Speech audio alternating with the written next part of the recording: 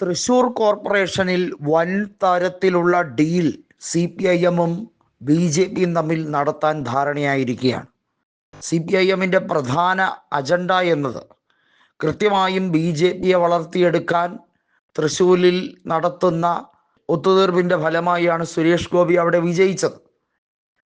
അവിടെ CPIM-ന്റെ നേതാക്കളെല്ലാം തന്നെ വലിയ തോതിൽ BJP നേതാക്കളുമായി നടത്തുന്ന ഈ അന്തർധാര, അവിടുത്തെ മേയർ ഉൾപ്പെടെയുള്ളവർ നടത്തുന്ന നീക്കങ്ങൾ എല്ലാം സശ്രദ്ധം UDF വീക്ഷിച്ചു വരികയാണ്. പക്ഷെ ഒരു കാര്യമുണ്ട്, ജനങ്ങളെ എത്രത്തോളം നാളിങ്ങനെ പൊട്ടന്മാരാക്കാം അല്ലെങ്കിൽ കബളിപ്പിക്കാം എന്ന് ഗവേഷണം നടത്തുന്ന ഈ ഇടതുപക്ഷക്കാരെ തിരിച്ചടി കൊടുക്കേണ്ടതിൻ്റെ അനിവാര്യത കൂടി ഇപ്പോൾ ഉണ്ട്. രണ്ട് പ്രധാനപ്പെട്ട കാര്യങ്ങളാണ് അവിടെ ഉരുത്തിരിഞ്ഞു വരുന്നത്.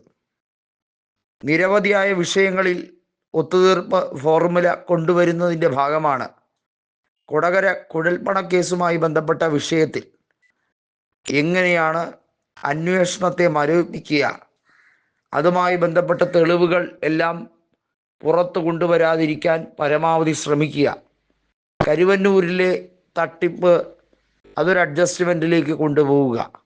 കരുവന്നൂരും കൊടകരയിലും BJP CPIM ധാരണയാണ്, അഡ്ജസ്റ്റ്മെൻ്റാണ് നടന്നുകൊണ്ടിരിക്കുന്നത്. ഒരു സ്ഥലത്ത് ഇത് മൂടി വെച്ചാൽ മറ്റൊരു സ്ഥലത്ത് ഫേവറബിൾ ആയിട്ടുള്ള നീക്കം നടത്താം. ഇതാണ് ഇപ്പോൾ ഇരു മുന്നണികളും തമ്മിലുള്ള രാഷ്ട്രീയ ധാരണ. CPIM-ന്റെ പ്രധാന ശത്രു അന്നും ഇന്നും എന്നും കോൺഗ്രസ്സാണ്. CPIM-ന്റെ പ്രമുഖരായ നേതാക്കൾ പലരും പറഞ്ഞിട്ടുണ്ട്, കോൺഗ്രസിനെ അകറ്റി നിർത്താൻ ഏത് ചെകുത്താന്മാരുമായി കൂട്ടുകൂടാനും ഞങ്ങൾക്ക് യാതൊരു മടിയുമില്ല എന്ന്.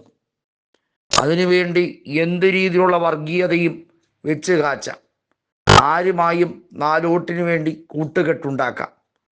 അത് പച്ചയ്ക്ക് കോൺഗ്രസിൻ്റെ നേതാക്കൾ, ലീഗിൻ്റെ നേതാക്കൾ ഒക്കെ വിളിച്ചു പറയുമ്പോൾ അവർക്കെതിരെ കപട മതേതരത്വവുമായി രംഗത്ത് വരും ഈ CPIM-ന്റെ നേതാക്കൾ.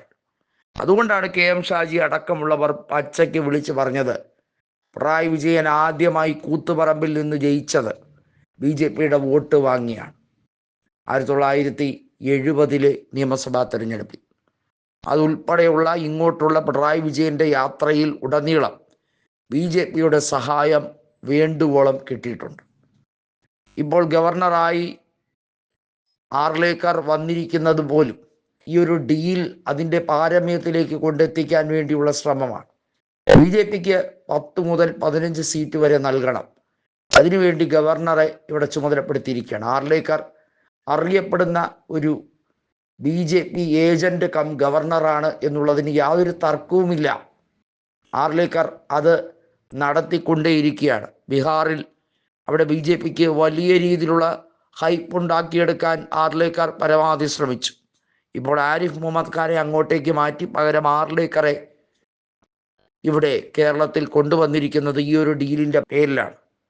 കോർപ്പറേഷൻ തെരഞ്ഞെടുപ്പ് അതിവിപുലമാക്കി BJP നഗരഹൃദയങ്ങൾ പിടിച്ചെടുക്കാൻ CPIM-ന്റെ അഡ്ജസ്റ്റ്മെൻറ്റിൽ ശ്രമിക്കവേ CPIM-ഉം BJP-യും തമ്മിൽ ഈ 6 കോർപ്പറേഷനുകളിലെ ധാരണകളാണ് പൊതുമധ്യത്തിൽ ഇപ്പോൾ ഉരുത്തിരിഞ്ഞു വരുന്നത്.